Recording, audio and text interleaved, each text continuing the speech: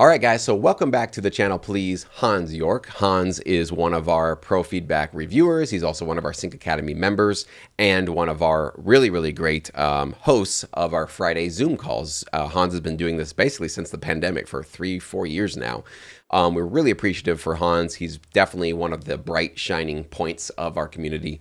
And I have had some great conversation with Hans recently and throughout the years about just the real psychological struggles that this industry, sync licensing, certainly presents us. It's not unique to any musician to have some sort of struggles and doubts with our careers, but sync licensing is unique for the particular types of timelines that we have to deal with and the lack of transparency, not only sometimes with our library partners, but with the PROs and with waiting for potential placements and royalties to kind of come into our world.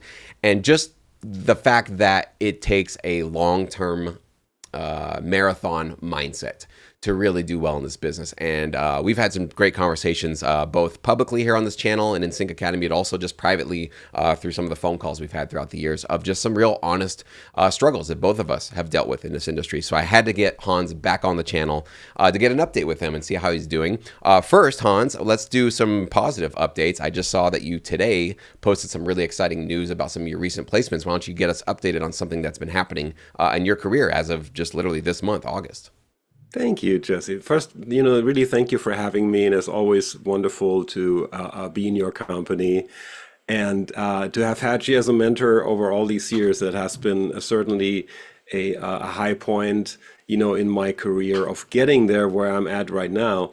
And yeah, it's like these days I'm just watching my placements, and I this morning I was like, wow, let's check it out. There were all these placements over the first half of August, and interestingly, most of that happens actually in Europe.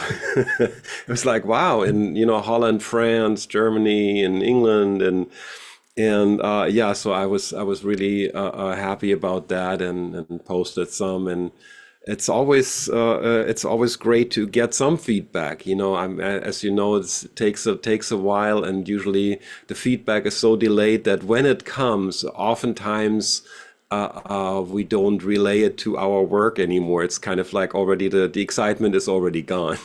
So I was really glad that I kind of remembered again, like that I really like what I'm doing. Totally. I want to ask you, though, just a technical question. So a lot of European placements, which is great. I actually saw a lot of that, too, early in my career, which is also very surprising. Are you partnering directly with any companies over in Europe, or are these all kind of sub-publishers through your U.S. partners that are securing these? Do you know how it's happening? These are all sub-publishers from my US companies. I recently signed up with a company in Australia, and so I haven't seen anything yet there because it's too new.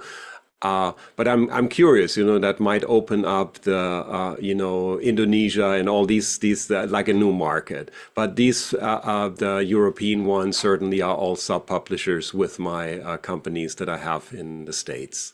Absolutely. I think that's really cool because I remember for a while, it was about a 2 or 3 year period for my career. My international royalties were actually my bigger earnings. I was with ASCAP then, where they had them separately. You get your international royalties and then you get your domestic ones. And I was always like, domestic, whatever. International, I was always excited about because same as you, I started to see a lot more activity internationally through same thing, U.S. Main publisher, but sub publishers in many different markets all over the world. So hopefully that turns into kind of a cool new avenue for you as well to secure some international placements. Now, as exciting as that is, you and I have had many conversations where this business has not been that exciting for you, neither for me either. So let's dive a little bit into that, because I know some people can think like, well, that's great for Hans, that's awesome, but I'm still kind of struggling here. Well, you guys should know that Hans has had his fair share of struggle in this business, as we all have, okay? So let's talk about that struggle and about some of the sort of doubts you've had in this industry. So first of all, how long have you been really actively pursuing sync licensing at this point? And maybe you can kind of tell us a little bit of an abridged story, a version of your journey thus far in terms of how long did that initial excitement last? When did the first couple of walls of disillusionment or a little bit of despair hit you? And then what did you do about that? How did you move through those, and how long did they last? And did they cause you to stop making music? And let's kind of go into your story thus far. Well, I think I found you in about 2019 or something like that, just right before the pandemic, and started learning it. And, due to I'm a lifelong musician and have produced albums, so I as a musical producer, so I knew a lot of the ways to do it. But the challenges of really doing everything myself, from the mixing, mastering, to working with MIDI, which at the time I did not do. I worked mostly with real life instruments. So that was a challenge, but learning it within Sync Academy, that was great and was a great boost in the beginning for me to get there. And I remember you had some opportunities, and I partook there, and some of my stuff got right into a library. I think with Trevor was one, and those are still going in Europe. It's kind of funny to see that. So the first fruits that came out of that it's still going. So it took about, I would say it took about 4 years for me to see some really responses and some placements that were, where it was not like maybe one every month, where it kind of, I could say maybe it was one a week, or, it just started to slowly move ahead. But then there are also times where it's all of a sudden like it stops, and there might be for 2-3 weeks nothing, and I wonder what just happened. Because the reality is, I really wanted, I had been on tour my whole life, and played, whatever, 300 shows a year, and so I really wanted to kind of settle down, and I wanted to just be at home and produce. And I also knew that, there's a certain number of placements that I need to make this happen. And so I saw the numbers that I had in my head that I need for that. And then I saw the numbers that were coming in. And it was certainly like, oh, wow, this might be a long path. But, I really like it. I like the serving part. I came to it as an artist, where I did mostly my music, and I was fortunate enough that I could actually play my music. And so, as an artist, I was mostly concerned with my own stuff, And at some point, this got kind of like, I got bored. I was literally bored with myself. That everything is about me, kind of that thing. And so that was a fresh wind when I started my sync career, and kind of like that journey. And it was hard. I really had to learn a different mindset of serving somebody.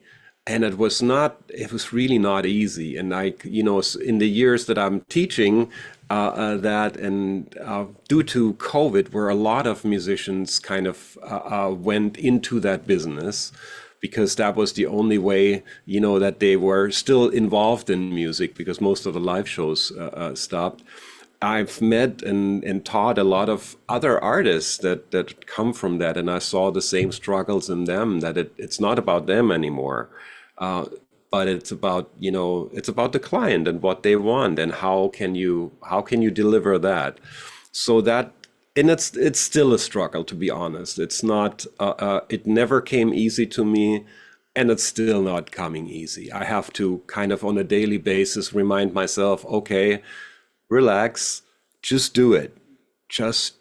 And sometimes I succeed, and there are days or sometimes weeks where I don't, and I'm having trouble. So it's not I don't expect it to be a smooth ride.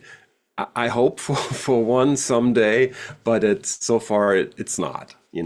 Let's dive into that a little bit more, because that's a really interesting thing that I think a lot of producers and artists do struggle with. I definitely struggle with it myself. This struggle and this friction that we feel, where somebody's asking something of us, or we know that if we want to really thrive with some particular publisher, we're probably going to put together a full album of a particular style of music. And, first, second, and third track, you could probably be excited about those. 4, 5, 6, you start to lose a little bit of the excitement. And by 7, 8, 9, 10, it's just like, oh my gosh. It's for me, I remember that was just the process. It's so hard to finish, especially when you're making track after track after track in a similar style, but not trying to copy yourself, that kind of thing. If you can maybe dive a little bit into your thinking, like where specifically is the struggle? Because you're right. You want to create music that you love and that you're excited about. Of course, you got to feel something if you're going to be getting into your chair every single day and making music. But at the same time, you don't want to just be making music just for the sake of it. You really want it to land. You want to secure placements. You want to secure royalties. So what do you think are some of the thoughts, the battles that kind of go on in your mind when you are feeling that struggle of like, this isn't the most exciting music I could be working on? Is it, just the fact that it's not 100% coming, authentically 100% from you? It feels like it's kind of coming from an exterior source of somebody else pulling on you to say creatively, make me this. Where is it for you? Where is that struggle happening? I think for me that struggle happens. I mean, you recently had Scott on with the imposter syndrome, and that is certainly some part in me that is still fully there. It seems, I don't know why that is, but it seems like after every album I've ever finished, and I've done a lot, I feel like I can't do another one. This is, if when somebody comes, recently I had this request for an album for, it's like political drama. We're coming up to the election and all that stuff. And I had such it was for me like, look at all this, what's going on, and I should write a soundtrack for that. So I don't know, this, what happens usually, I let my thoughts go. I let it, because I feel, especially as a man, I know that, as some of my female students do not have the same problems in that. But I do have a thing, I have a hard time feeling my feelings. And I know without me really feeling what I'm actually feeling and not thinking what I'm feeling, I can't move on. I'm stuck somewhere and I don't know exactly why, because I don't know what is it actually why is that in me, right? Why is there a block? And so, I started the first track and I really did not like it at all. But I send it off and I have, with my publisher, I basically say, are we in the right track? Is that? And he said, yes, I like it. Maybe a little more neoclassical, so not quite as big. I said, okay, good. And so I did that. And then I went to the second track and I had the same thing. I sat there and I listened to the reference tracks and I was like, not going anywhere, and I really had to force myself. No, don't go out for a walk now. Which is usually my modus operandum. I just go for walks, and somehow it solves it. But this time I said no. Just stay here, sit here, and chew it through. And so I'm almost there that I have the second out, but I'm already dreading the third one, and I'm certainly not in it's not a timely manner this time. Usually I can work on an album. I mean, I'm not fast at all. And I'm glad that right now the industry changed in a way that it's not about, numbers that much. It's really about quality.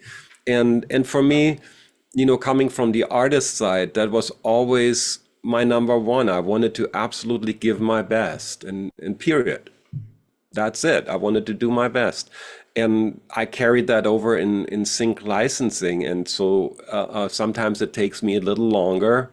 And so far I was lucky that, the publishers that I'm working with, they were not on my toes to, finish it or anything.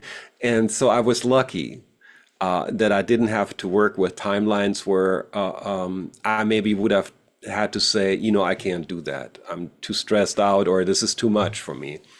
But it's reoccurring. Certainly, it's not something that I don't even assume that it's gone at some point.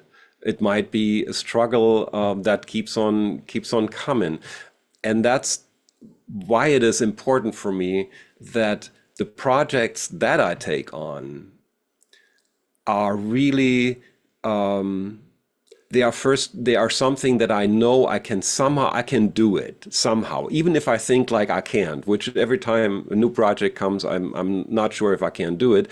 But below that first, emotion, like, oh my, I can't do it. I know, yes, you can. It's okay. It's gonna work because I like the music.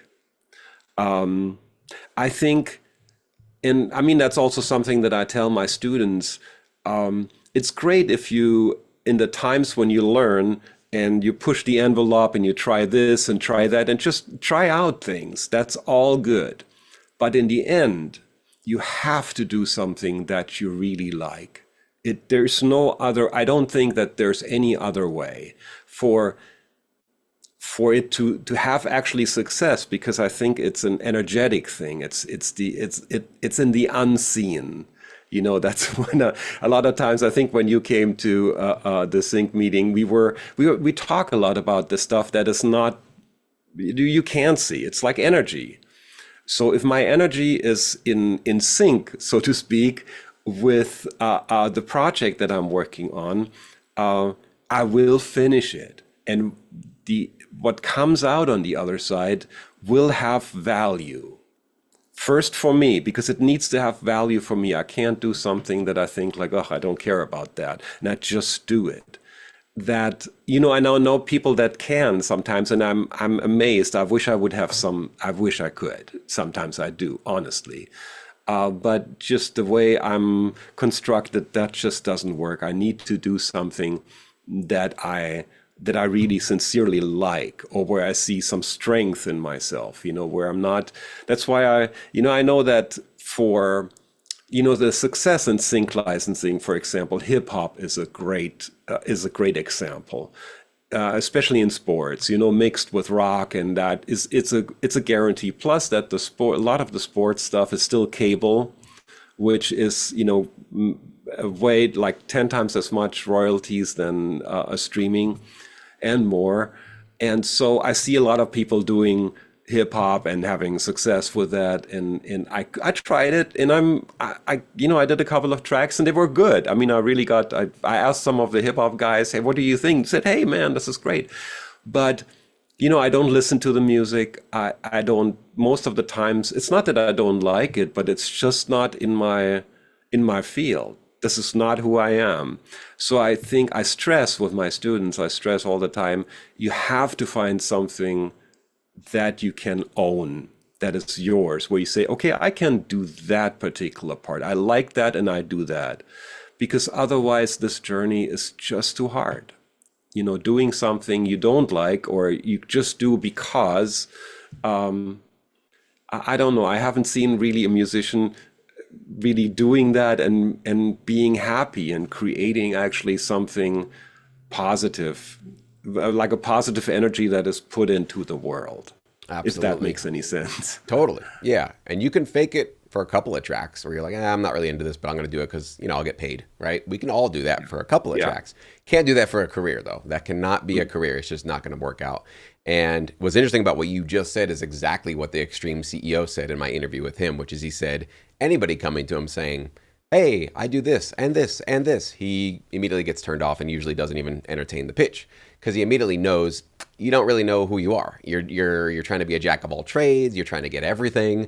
And he said, that's really not our business. We really want somebody, like you said, that owns and really focuses, and they know, hey, I've got this one thing that I really do and I love it and I excel in it and I shine in it. And this is my cool thing. What do you think about it? That is way more interesting to a person like Russell, the CEO of Extreme, than anybody coming to the table going, well, I can serve this and I can do this and I can do that. And I get that question from so many producers to say, well, what style of music should I get into, Jesse? And it's like, wrong question. What do you already do, right? What is the thing that you already shine in, that you already are going? That would be the better question to say, Jesse, I make awesome EDM music like this. Can this be licensable? Rather than let me chase where the opportunities are at, because you absolutely are right. Trying to fake it or just chase a different genre just for the sake of it's more marketable, more licensable. You could fake it for a while for sure. Everybody can, just muscle through it, white knuckle their way through it for maybe a couple of albums. But this, like we all know, this is a multi-year endeavor, and so you just cannot fake your way through a world like that. So I love what you said. The other thing I think was really interesting is you're discovering about yourself, a few years in at this point, that the quantity play is probably not right for you. The kind of producer which can do well, as you guys saw, and obviously Hans, you saw him too. Anthony Crawford at Sync Up showed us his royalty statements. He's a quantity guy. He has great music, not to diminish any of his quality of music, but he is a 3 to 5 tracks a week minimum. He's every Monday. He's got a whole new set of tracks. He's got multiple publishers, and he's just going. He's just a productivity machine, and that's how it works for him. Same thing with Stephen Miller, who was another successful sync licensing producer. I'll link both of those interviews below. Same kind of thing. He wakes up super early. He cranks out multiple tracks, sometimes per day, and definitely per week. And he loves it. He just loves to go fast, and he's got this kind of quantity sort of mindset, and it just works with his personality. Hans has a different type of personality, has a different type of work sort of mode, and he definitely does do his best. Even with the tutorials, he goes above and beyond with what he provides for us in Sync Academy. So it's very, very clear to me that he has a lot of self-pride in the work and the output that he puts out there. And there's definitely a pathway for people that want to do it a little bit slower, want to really spend more attention to detail, maybe do 1 or 2 tracks a week, not the 3 to 5, So absolutely, I think there are certain places and certain opportunities and certain publishers that can find, great success with this kind of different approach, this sort of the quantity versus the quality. So, or the quality rather versus the quantity. So I think what's really cool about this industry is it kind of depends on your guys's personality and work mode and how you work and how your personality works, that you can find success in different avenues. And maybe there are going to be certain seasons of your career where you go really, really fast. You got an opportunity to get tons of reality TV show placements, and they're low effort. They don't require a lot of, emotional turmoil for you to get them done. It's going to be a great play. And there's going to be other times where it's like, this is going to be my 1 or 2 albums I do for a year for this publisher that I really want to be just super, super high quality. You're going to spend the time on that and not rush yourself through it. So, but yeah, I think, one of the things I want to ask you, Hans, in terms of you're seeing some placements come in, you're obviously seeing your royalties starting to grow and that kind of thing, but you're still in the sort of beginning building phases.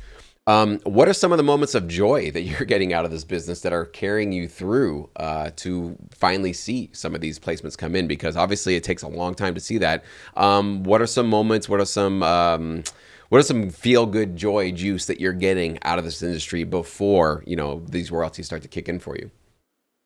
Well, for one, it's the community. Sometimes on these sync Zooms, there's just one person. I mean, it's just like the luck of the draw. Sometimes it's 10, 15, sometimes it's just one. And so over the years, I've certainly built friendships, and that the community and the friendship and the camaraderie is probably my number one field of joy, where the others are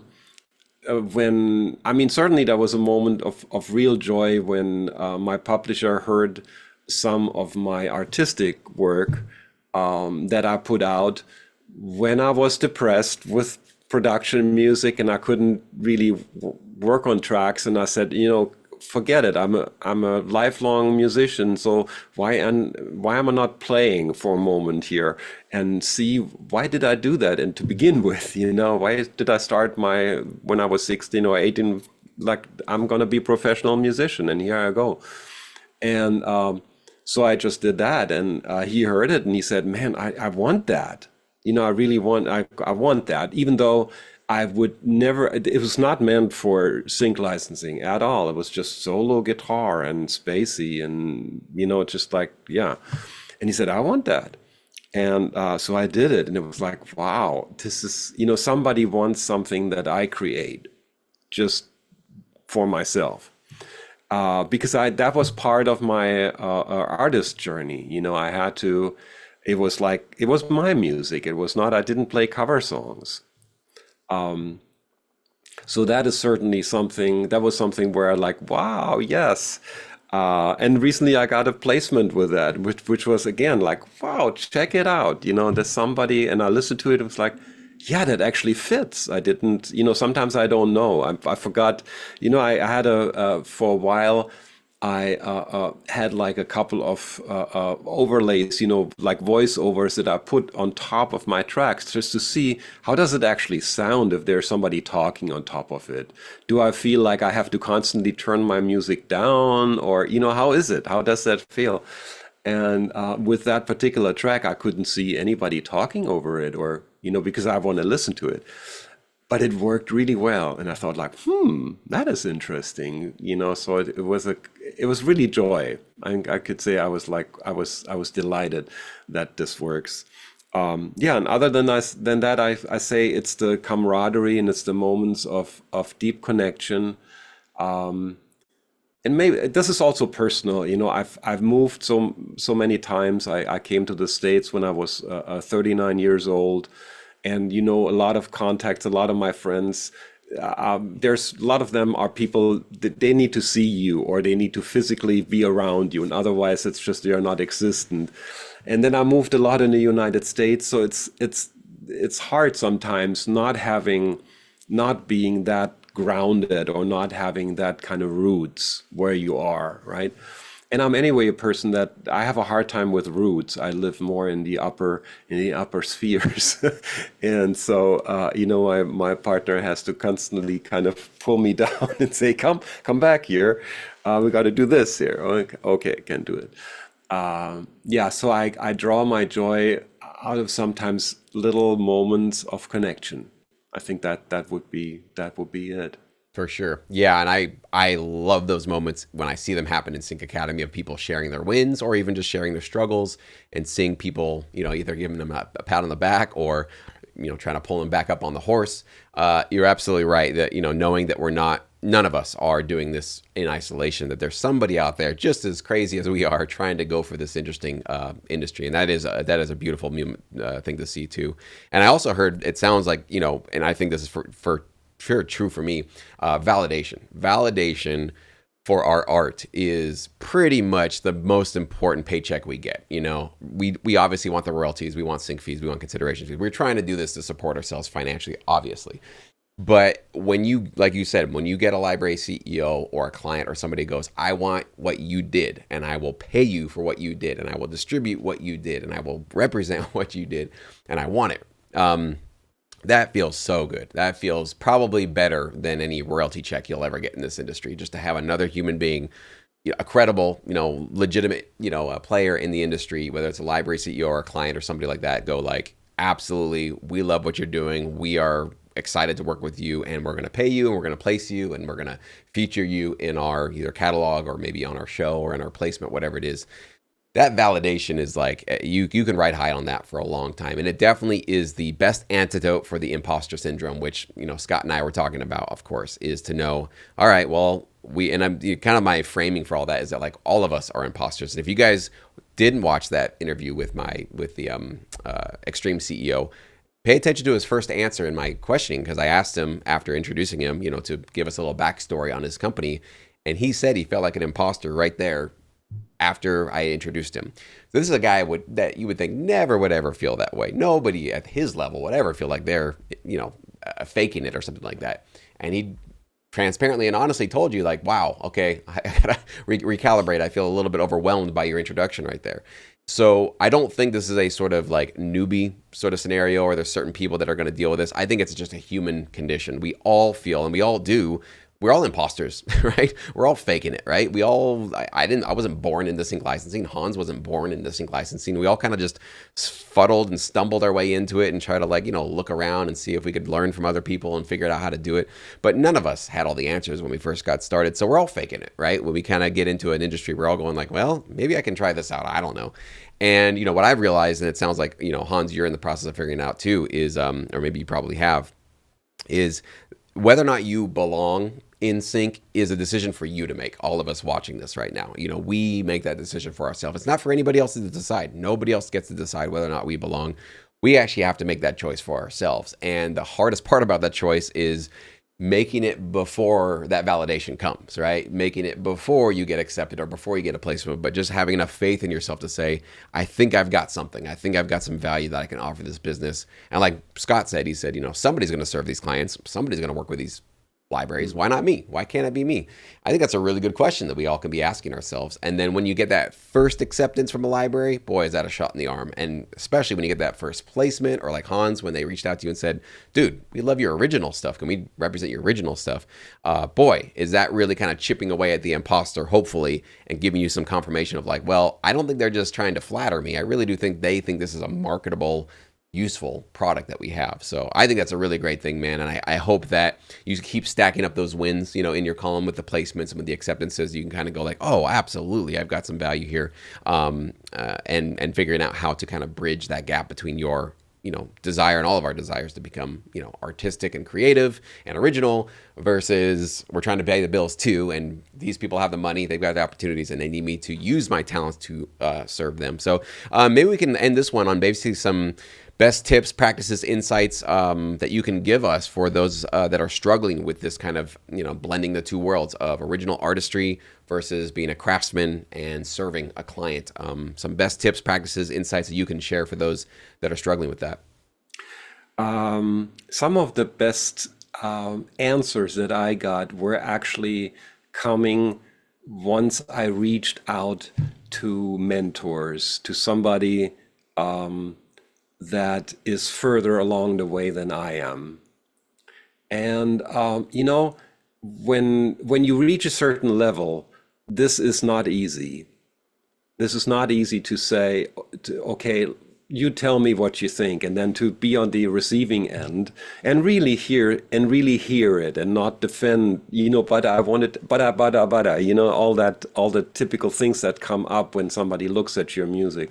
So I think, because that is real change only occurs when somebody is observing us, and somebody that is a little further down they are observing us.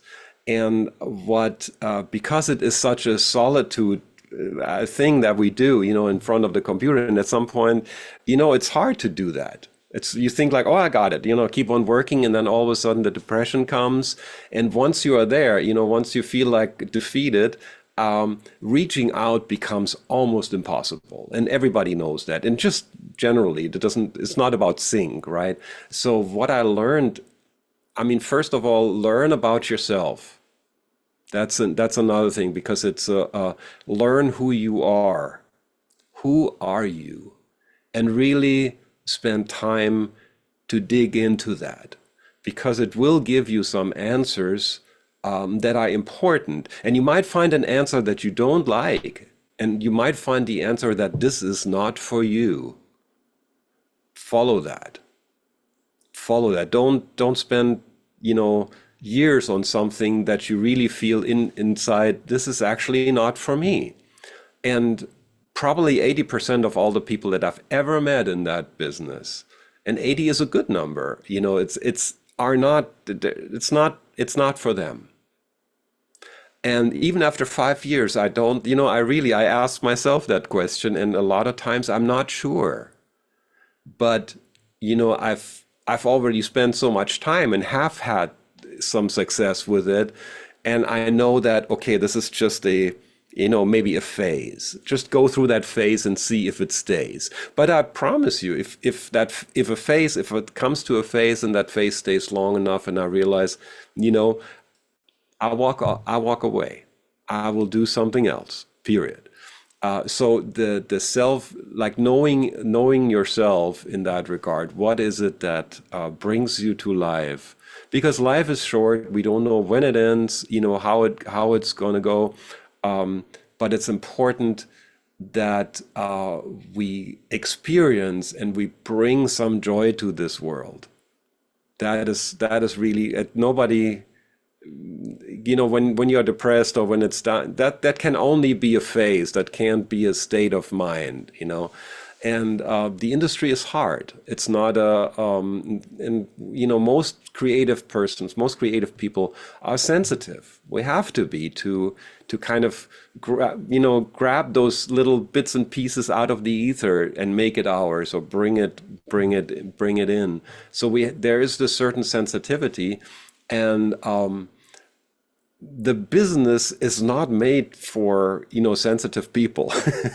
So it's like, but that doesn't mean you have to shut that down. That does only mean know that this is a part. Know it beforehand. Know where you are sensitive. Know where you are maybe have a hard time hearing certain things. When somebody can say some things to you and you that are very clear, but or let's say for me, I can sometimes somebody says something to me that is actually very clear and I can't hear it. I can't hear it because inside there is just something that fights against it, or I have a different picture in mind, or I just don't want to hear it. And but the better I know myself, I can say, okay, let me see that person that just said something to me. They don't want to put me down. They don't want to say I suck or anything. They just want to help, basically, because maybe I reached out for help. And so I kind of can calm myself down and say, okay, let me see if I can actually understand what that means. And most of the time, once I understand that, I'm feeling like, yeah, I feel like new energy coming because I actually added it was something additive, not subtractive. Nobody took anything away from me, but actually gave me something. With that gives me again energy to go back to work and like, okay, maybe change this or change that.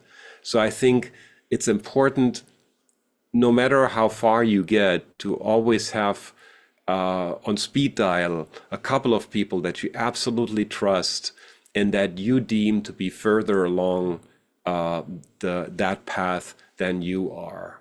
This is not a solitude journey. This is not this is kind of like going up. You wouldn't climb a 20,000 feet mountain without a guide. We wouldn't.